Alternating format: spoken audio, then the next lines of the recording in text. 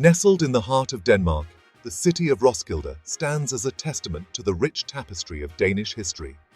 Dominating its skyline is Roskilde Cathedral, a magnificent edifice of brick and stone that has borne witness to the ebb and flow of Danish power for over 8 centuries.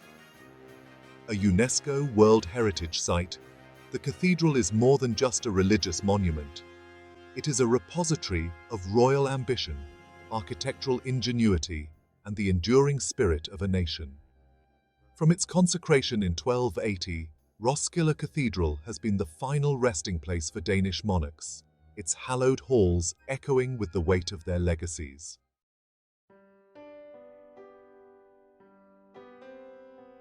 Within its soaring nave and intricately adorned chapels lie the tombs of kings and queens, each a masterpiece of funerary art.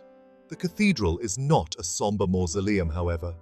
It is a vibrant space, imbued with the memories of coronations, celebrations, and the daily rhythms of faith that have resonated within its walls for generations. To step across the threshold of Roskilde Cathedral is to embark on a journey through time. The air within its walls whispers tales of Viking raids, Reformation fervor, and the grand ambitions of monarchs long past. Each brick, each stained glass window, each intricately carved pew holds a story waiting to be discovered. It is a place where history feels tangible, where the echoes of the past intertwine with the present, offering a glimpse into the very soul of Denmark.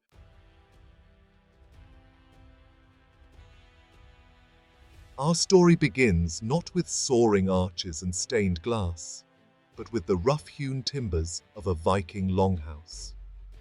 Long before Roskilde Cathedral graced this site, the city of Roskilde itself was a bustling Viking settlement, a center of trade and power that drew the attention of ambitious rulers. It was here, amidst the rolling hills and fertile fields of Zealand, that Harald Bluetooth, a legendary Viking king, chose to make his mark on history.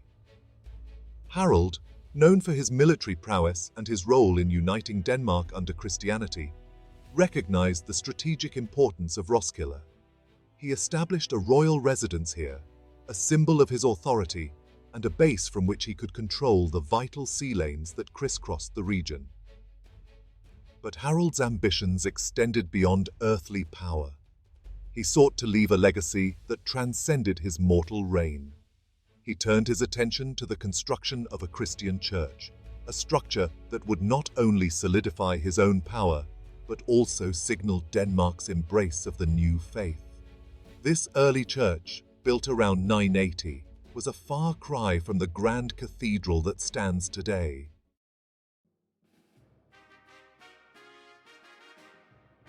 Harald Bluetooth's wooden church, though significant, was but a prelude to the architectural masterpiece that would follow. It was during the reign of Canute the Great, Harald's son, that the seeds of Roskilde Cathedral, as we know it today, were truly sown. Canute, a ruler of immense power and ambition, envisioned a grander edifice, one that would reflect Denmark's newfound status as a major European power. Under Canute's patronage, construction began on a larger, more impressive stone church. This new structure, though still far smaller than the current cathedral, marked a significant departure from the timber-framed buildings of the Viking era. It was a symbol of Denmark's growing sophistication, its embrace of the architectural styles and religious fervor sweeping across Europe. Canute the Great died in 1035, and his church, though incomplete, became his final resting place. His tomb, a simple yet dignified affair, would be the first in a long line of royal burials within the cathedral's hallowed grounds. Over the next 2 centuries, the church at Roskilde continued to evolve, expanded and embellished by successive rulers who sought to leave their own mark on this sacred space.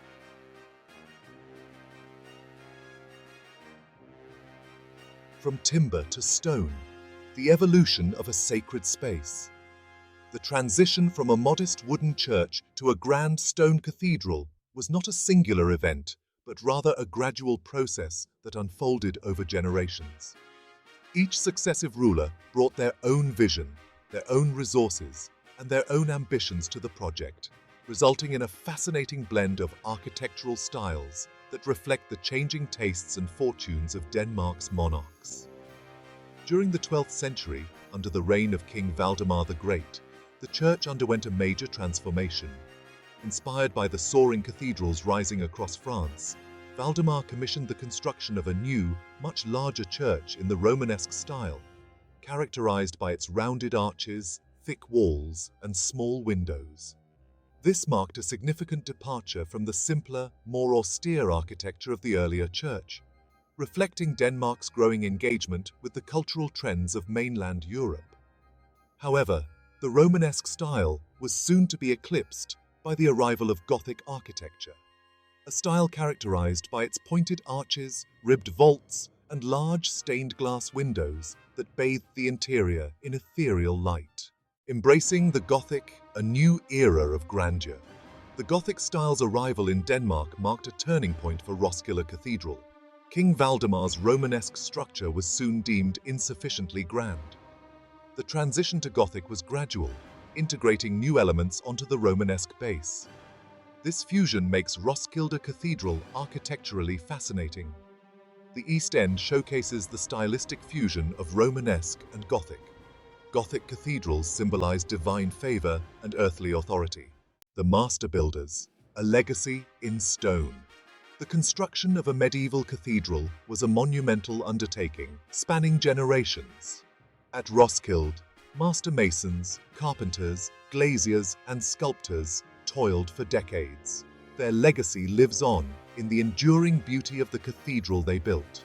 These artisans left their mark in the grand architectural gestures and intricate details.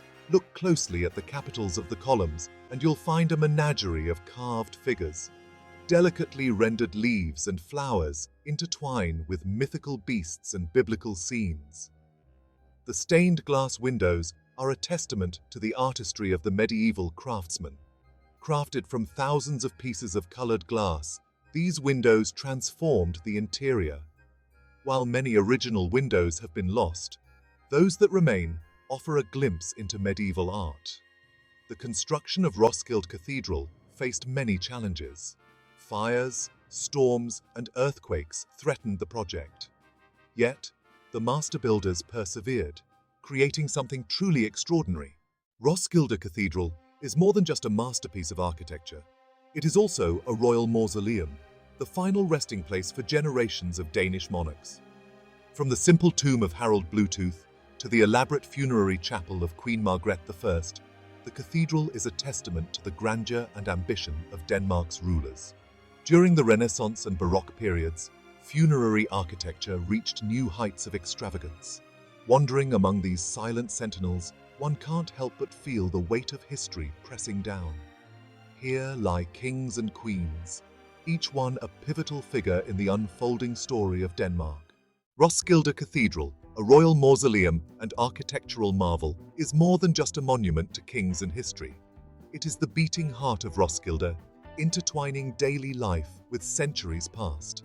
A focal point for the community, witnessing their joys, sorrows, and routines. Today, it remains integral to Roskilde, with locals gathering for services.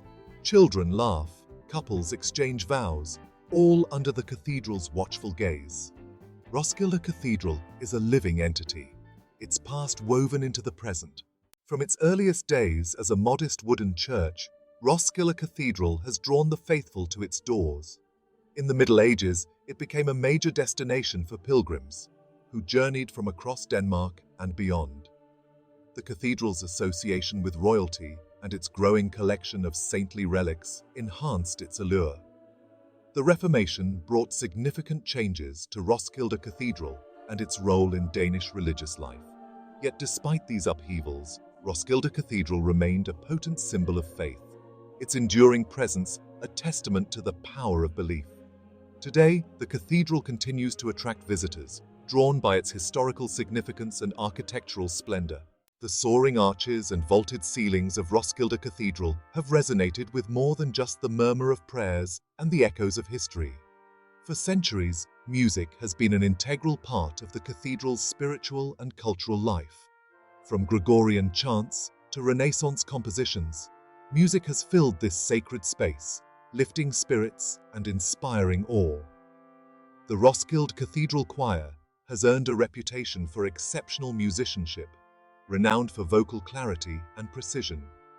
The tradition of choral excellence continues today, with the Roskilde Cathedral Boys Choir being one of Denmark's most respected ensembles.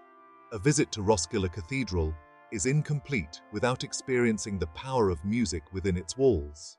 While Roskilde Cathedral's royal tombs command attention with their grandeur, it's in the whispers from the crypt where truly intriguing tales reside. One such tale speaks of a forgotten king, not laid to rest in a magnificent sarcophagus, but rather interred beneath a simple stone slab. Others whisper of a secret shame. Then there's the legend of the White Lady, her spectral form said to glide through the cathedral's darkened corridors late at night. Sometimes it's in the shadows where the most intriguing stories reside. Time takes on a different dimension within the walls of Roskilde Cathedral. This marvel of human ingenuity has measured time for over 500 years. Its dials track hours, minutes, moon phases, and planetary movements. Imagine the wonder of those who first gazed upon its gilded face. The figures of death and the apostles parade past, captivating onlookers. A reminder that human ingenuity bridges the gap between the earthly and the eternal.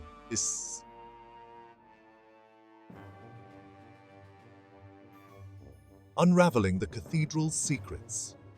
Roskilde Cathedral holds secrets woven into its fabric, visible to those who know where to look.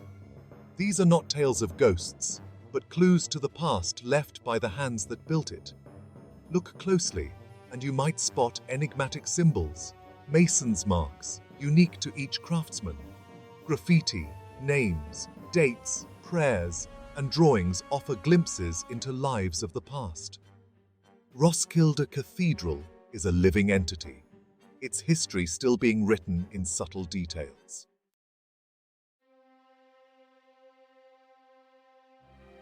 Section 1. A Timeless Legacy.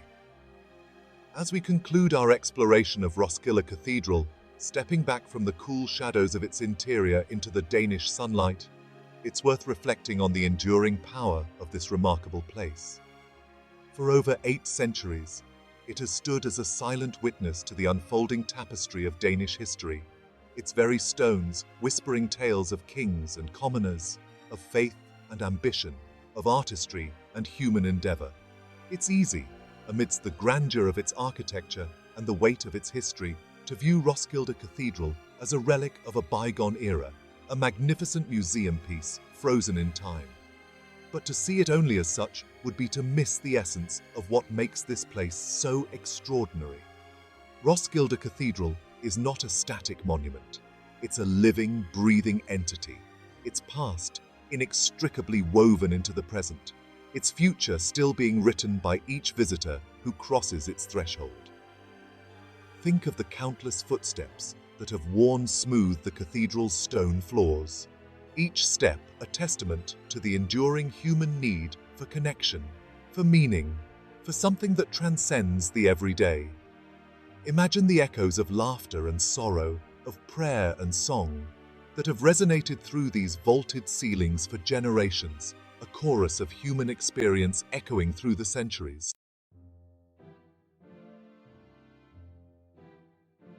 Section 2. The enduring power of place.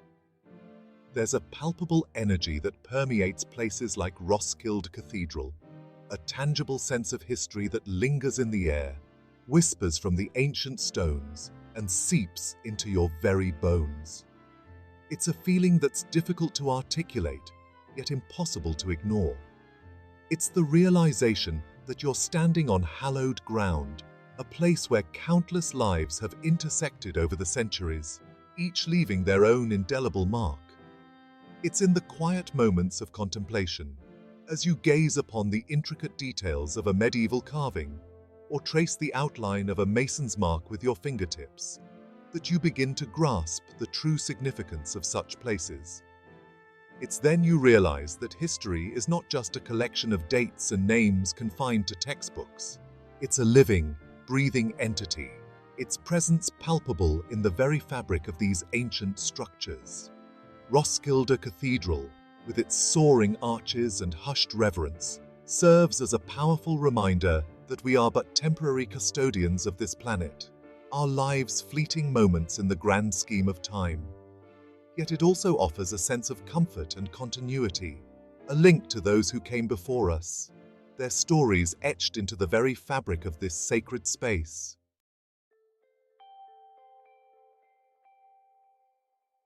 Section 3. Preserving the past for the future. As we move further into the 21st century, a world increasingly dominated by the relentless pace of technological advancement and the ephemeral nature of digital experiences, places like Roskilde Cathedral take on an even greater significance. They stand as enduring testaments to the power of human ingenuity, the enduring allure of beauty, and the importance of preserving our shared cultural heritage for generations to come. It's our collective responsibility to ensure that these architectural treasures, these repositories of history and artistry, are not lost to neglect, indifference, or the ravages of time. Preserving them requires not only financial resources, but also a conscious effort to educate future generations about their significance, to instill in them a sense of wonder and appreciation for the legacy they represent. For in preserving places like Roskilde Cathedral, we are doing more than simply safeguarding bricks and mortar. We are preserving the very soul of a nation, the stories of those who came before us, and the values that have shaped our world. We are ensuring that future generations have the opportunity to experience the same sense of awe and connection that has drawn visitors to this sacred space for over 8 centuries.